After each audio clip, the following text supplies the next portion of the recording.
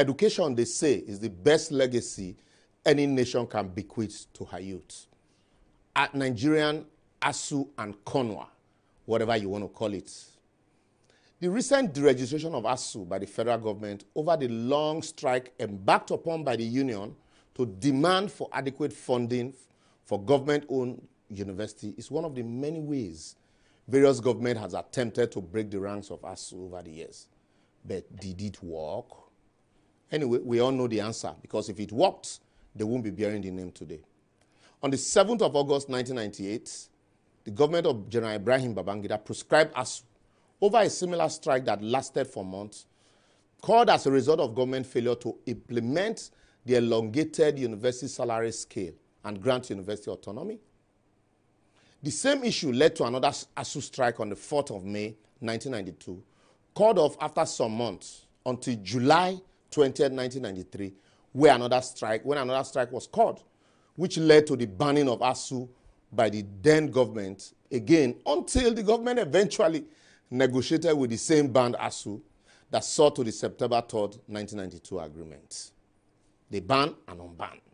In 1994, Asuu again went over the same issue, reinstatement of SAC lecturer, the annulment of June 12 election, and the renegotiation of the 1993 agreement. But that strike failed because of the politics of June 12. But in 1996, Asuu again called another strike for a renegotiation of the same agreement, which led to the government dissolving the National Executive Committee of Asuu until 1998, when General Abdulsalam Abubakar took over and resolved all of the issues. So did all of this banning achieve the issue, achieve the result? No, it didn't. Otherwise, we won't be where we are today. However, in 1999, the union again went on strike due to the failure of negotiations between them and Obasanjo's led administration. And in 2001, went on another strike over a reinstatement of the 49 University of Ilorin lecturers, which led to Obasanjo describing them as ingrate and lazy. They again went on strike in 2002 over non-implementation of an agreement. And again, in 2003, they done tools over the same agreement. And in 2005, again, it was a warning strike of 2 weeks, followed by another 1 week warning strike in 2006.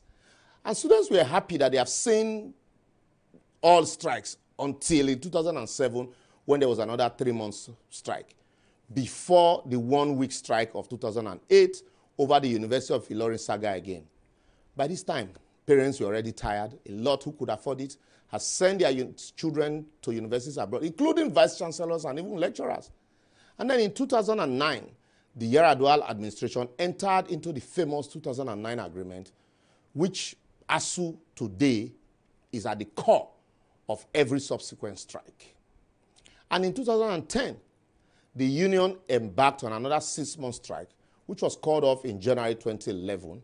And by December 2011, that same year, they again paralyzed academic activities for 59 days and eventually called that off in 2012.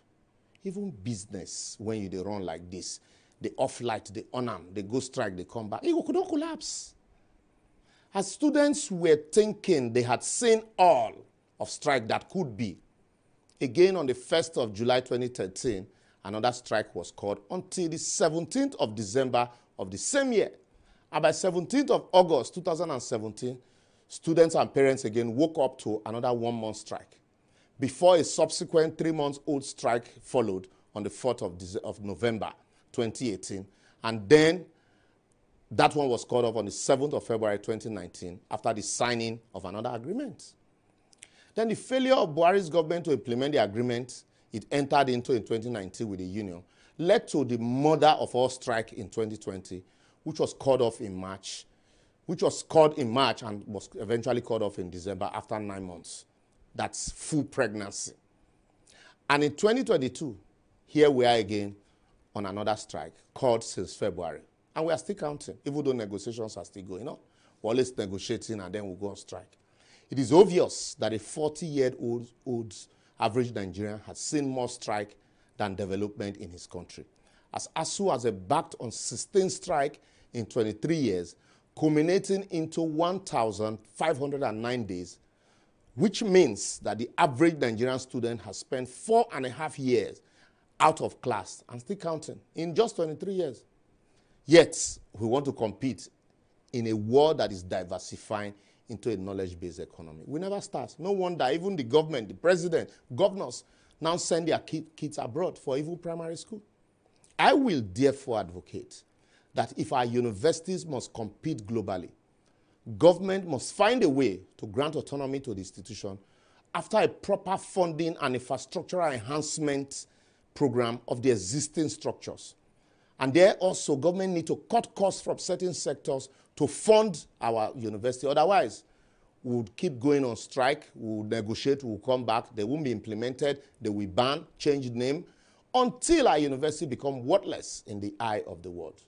Also, we must declare a state of emergency in our educational system and do a complete overhaul to ensure job creation capacity and ability even after secondary school.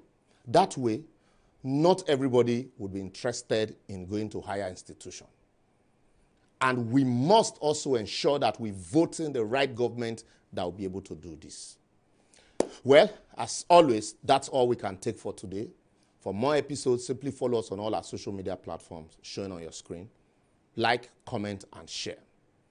You give a man a fish, you feed his hunger. But you teach him how to fish, you feed his nation. See you next week.